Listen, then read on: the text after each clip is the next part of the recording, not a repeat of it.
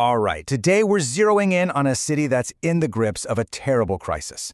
We're talking about a place where the lives of over 1 million people are just hanging in the balance. That city is El Fasher. So you might be asking, why this one city? What makes it so incredibly critical? And why has it become the focus of such intense international concern? Well, that's exactly what we're going to unpack. Let's get into the story of El Fasher.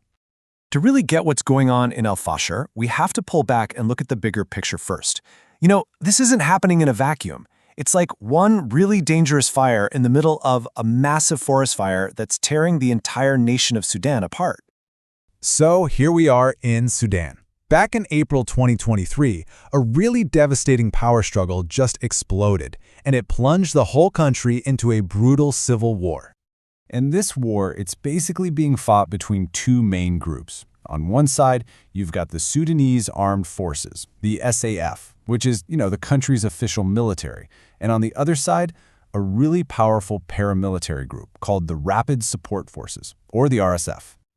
Okay, so with that picture of these two massive forces locked in this awful war, now we can zoom back in on El Fasher. Because in the middle of all this violence, the city became something more than just a piece on the chessboard. It became a sanctuary. And here's why its location is so important. El Fasher is not just any old city. It's the capital of North Darfur. And this is the key part. It is the very last major city in the entire vast Darfur region still held by the Sudanese army. The last one.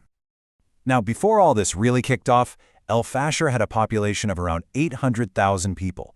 A big city, for sure. But what happened next, honestly, it's just staggering.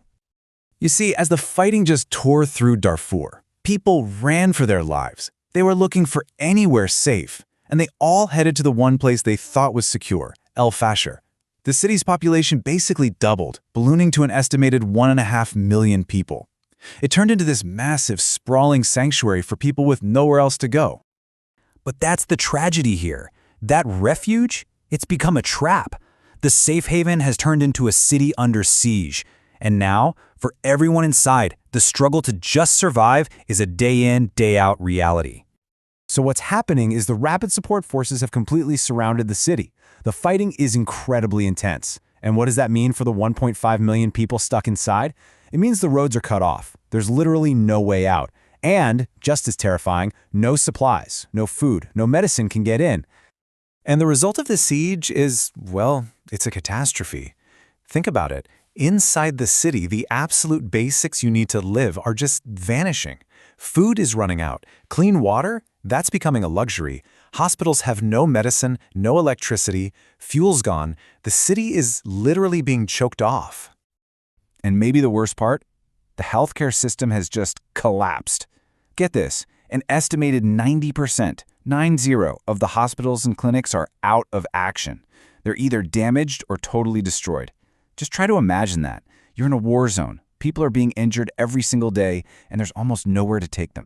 And these aren't just numbers on a chart. This is about real people. A quote from an aide doctor there on the ground. It just hits you right in the gut.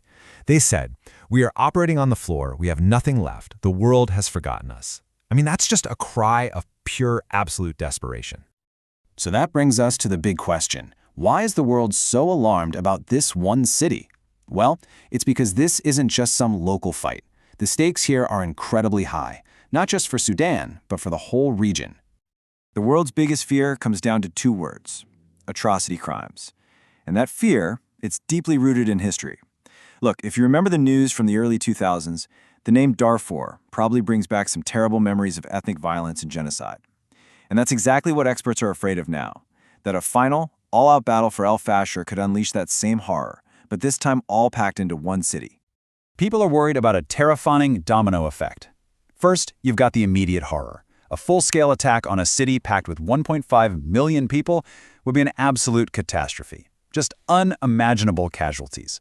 Second, if this last government city falls, it could light the fuse for a firestorm of ethnic violence all across Darfur. And third, anyone who did manage to escape would create a brand new wave of refugees, completely swamping an aid system that's already stretched to its absolute limit. So you have groups like the United Nations, the US, pretty much everyone issuing these really stark, dire warnings. They're all sounding the alarm. But here's the thing. So far, all those words, all that diplomatic pressure, it just hasn't been enough. It hasn't stopped the fighting. And all of this leaves us with a really heavy final question to think about. When a place that was supposed to be a refuge turns into a cage for 1.5 million human beings, what is the world's responsibility? What should be done? For the people of El Fasher, that's not a theoretical question. They need an answer, and they need it now.